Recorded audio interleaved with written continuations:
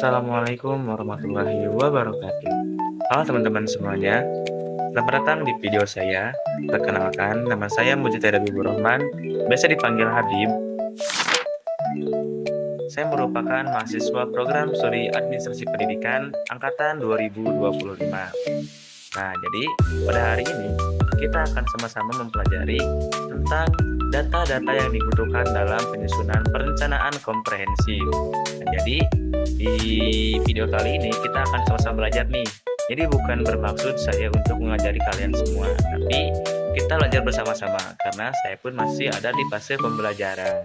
Nah, oke teman-teman, tanpa berlama-lama, mari kita langsung saja ke videonya tentang data-data yang dibutuhkan dalam penyusunan perencanaan komprehensif.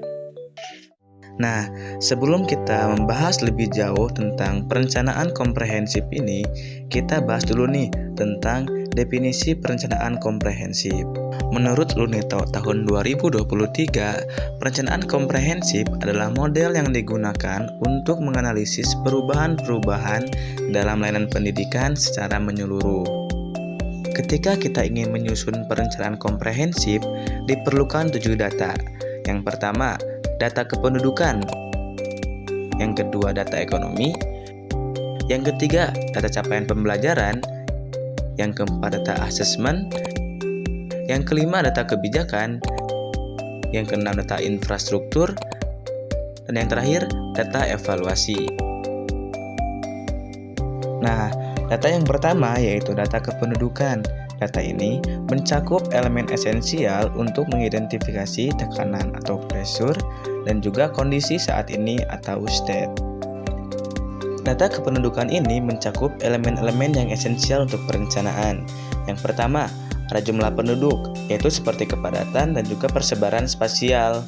Yang kedua, ada karakteristik demografi seperti usia, jenis kelamin, dan juga migrasi. Yang ketiga, ada aspek sosial ekonomi, yaitu seperti tingkat pendidikan dan juga pekerjaan para warga. Data kependudukan ini digunakan untuk mengidentifikasi tekanan atau pressure, kondisi saat ini, respon kebijakan, dan juga dampak. Contohnya di IKN, data ini menghasilkan 147.427 jiwa pada 2025 untuk intervensi tepat sasaran seperti layanan dasar dan juga hunian. Data yang kedua yaitu data ekonomi, yaitu data mengenai kondisi ekonomi suatu daerah atau negara, termasuk anggaran pendapatan dan belanja negara, pertumbuhan ekonomi, dan tingkat kemiskinan. Data ini penting untuk merencanakan alokasi sumber daya pendidikan yang efektif. Data ekonomi dalam perencanaan komprehensif meliputi yang pertama indikator makro, yaitu produk domestik regional bruto atau PRDB. Yang kedua, sektor usaha, yaitu kontribusi sektor primer, sekunder, dan tersier. Itu seperti UKM atau usaha kecil menengah. Yang ketiga, potensi lokal, yaitu sumber daya alam, modal sosial, dan juga infrastruktur pendukung ekonomi. Data ekonomi ini mendukung analisis keadaan aktual versus potensial, termasuk penilaian sumber daya dan teknologi untuk perumusan rencana holistik seperti RT/RW. Data yang ketiga yaitu data capaian pembelajaran, yaitu data mengenai capaian pembelajaran peserta didik pada setiap tahap perkembangan dan mata pelajaran. Data ini membantu dalam merumuskan tujuan pembelajaran yang spesifik dan mengidentifikasi kebutuhan pembelajaran yang perlu diperhatikan. Data capaian belajar ini mencakup yang pertama, deskripsi kompetensi, yaitu apa yang diharapkan diketahui, dipahami, dan dikerjakan siswa termasuk aspek sikap, pengetahuan, dan keterampilan. Yang kedua yaitu evaluasi asesmen, yaitu formatif proses pembelajaran dan sumatif akhir periode belajar, seperti portofolio, tugas, atau laporan perkembangan. Yang ketiga, ada fase perkembangan, disesuaikan dengan usia siswa. Misal, A sampai D untuk SD, fokus pada kesiapan belajar pada tingkat kelas.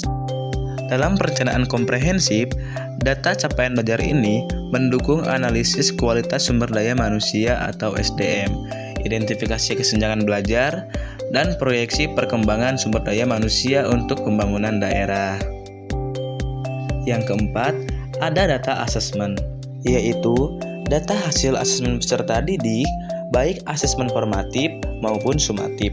Data ini memberikan informasi tentang kemajuan belajar peserta didik dan membantu dalam mengevaluasi efektivitas program pendidikan. Data asesmen mencakup elemen-elemen sebagai berikut. Yang pertama, ada hasil pengukuran, yaitu berupa skor literasi, numerasi, survei karakter, dan profil satuan pendidikan. Yang kedua, ada jenis asesmen, yaitu berupa formatif atau proses belajar, sumatif, akhir periode belajar, diagnostik, dan nasional atau lintas sekolah.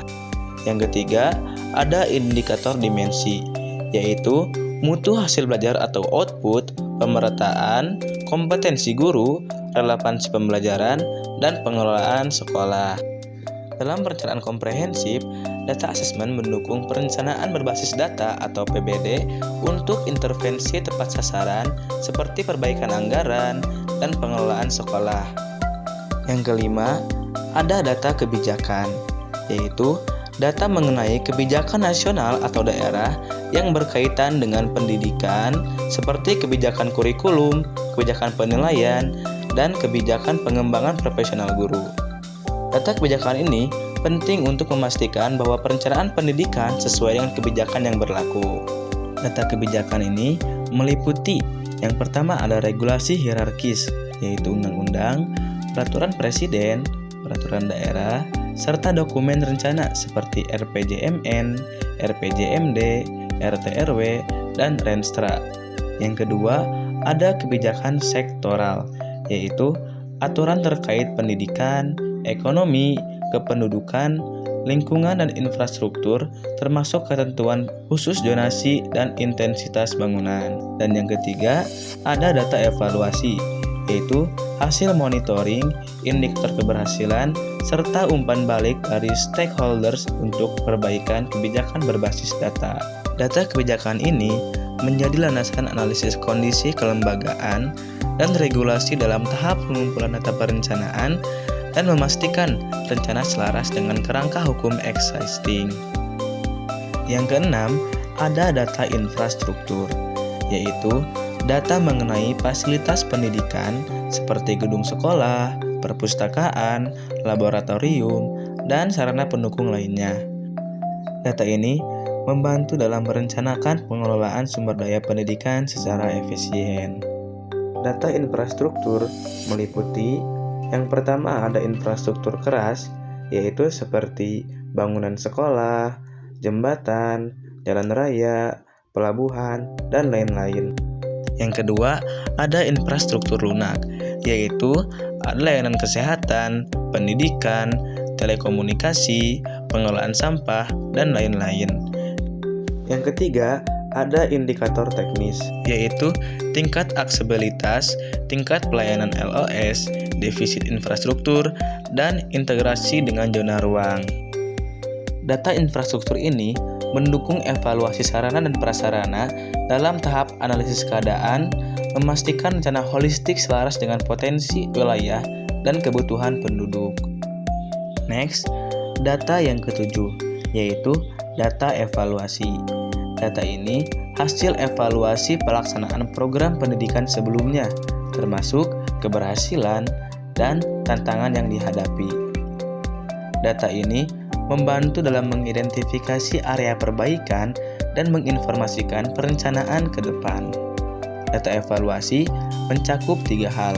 Yang pertama, indikator kinerja, yaitu pencapaian sasaran atau output, outcome, dan impact, efisiensi biaya, dan efektivitas implementasi.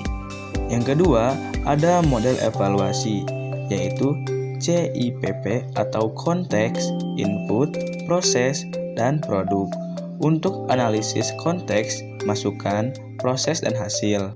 Yang ketiga, ada sumber data, yaitu laporan monitoring, survei, audit, serta perbandingan data aktual versus potensial. Data evaluasi mendukung tahap analisis dan pembaruan rencana, memvalidasi informasi, mengidentifikasi risiko, serta menyesuaikan strategi jangka panjang. Nah, teman-teman, dengan menggunakan data-data tersebut, perencana pendidikan dapat membuat keputusan yang lebih baik dan merancang program pendidikan yang sesuai dengan kebutuhan peserta didik dan tujuan pendidikan yang diinginkan. Nah, mungkin cukup sekian teman-teman yang bisa saya sampaikan tentang data-data yang dibutuhkan dalam penyusunan perencanaan komprehensif. Kurang lebihnya mohon maaf apabila banyak kesalahan, baik itu dalam penyusunan, dalam tutur kata maupun penyampaian saya. Karena dibuka dengan salam, maka saya akhiri dengan salam juga. Wassalamualaikum warahmatullahi wabarakatuh.